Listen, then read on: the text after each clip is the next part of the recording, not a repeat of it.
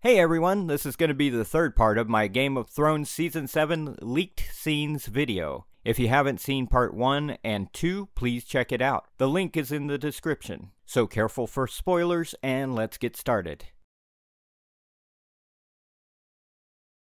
Since Arya doesn't have any power agenda, Littlefinger fears her as a threat. She doesn't care about wealth and power, and it's difficult for him to manipulate such kinds of people. Can I be Lord of the Holdfast?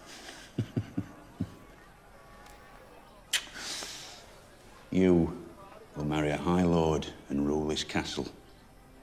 And your sons shall be knights and princes and lords. No. That's not me.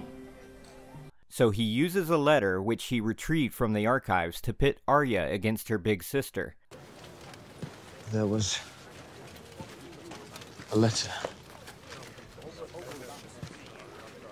from Sansa. From the Queen, you mean? A letter which Sansa wrote to Robb about their father. And here it goes. Robb, I write to you with a heavy heart. Our good King Robert is dead, killed from wounds he took in a boar hunt. Father has been charged with treason. He conspired with Robert's brothers against my beloved Joffrey and tried to steal his throne. The Lannisters are treating me very well and providing me with every comfort. I beg you, come to King's Landing, swear fealty to King Joffrey, and prevent any strife between the great houses of Lannister and Stark. This is the letter which Sansa sent to her brother when she was in King's Landing. Littlefinger hopes this would create a rift between the Stark sisters. He doesn't tell anything directly to Arya, but he makes sure that she sees him with the letter, then hides it in his room to find it. And it reportedly works too. Because of this letter, Arya doubts Sansa whether she supports Jon, and then she accuses Sansa of wanting to be the true leader in the North. If you think Cersei is done with the Tyrells, then you're wrong. The Lannister army is going to wreck the Tyrells. Olenna reportedly commits suicide in this season. The claim is that this happens during the time when the Lannister army sacks Highgarden. According to the leaked plot, Lady Olenna will admit to poisoning Joffrey's drink. She will confess her murder to Jaime, and he will allow her to drink the poison. Jaime manages to capture the Highgarden, but his success doesn't last long. Dany and the Dothraki ambush the Lannisters on their way back from Highgarden to King's Landing. Both Jaime and Bronn are present there. Despite the Lannister army having a giant anti-dragon spear gun designed by their maester, they are defeated. Bronn saves Jaime from a dragon, and the two manage to escape. Jon isn't involved in the attack. He remains at Dragonstone during this battle.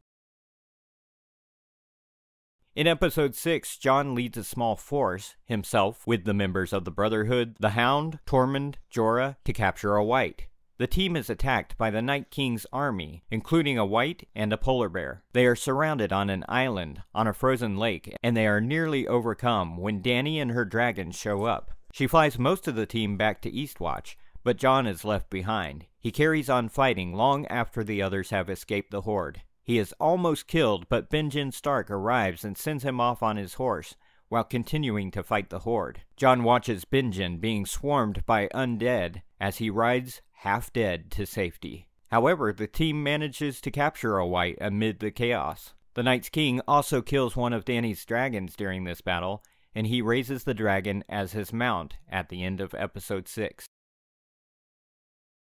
In Episode 7, Dany and Jon bring the undead to King's Landing. They have a temporary truce with the Lannisters for this meeting. With everyone present at the Dragon Pit, they demonstrate the reality of the White Walkers. The Hound chops up the White, but it keeps moving. Jon shows them that the only way to kill it is with a dragon glass or with fire. After seeing the White, Cersei realizes that all the stories of her youth are true, and it scares the hell out of her. She agrees to unite their armies against the White Walkers. Euron is also present there, and he reacts to the White in a typical way. He asks, "Can they swim?" Jon replies, "No." "Good.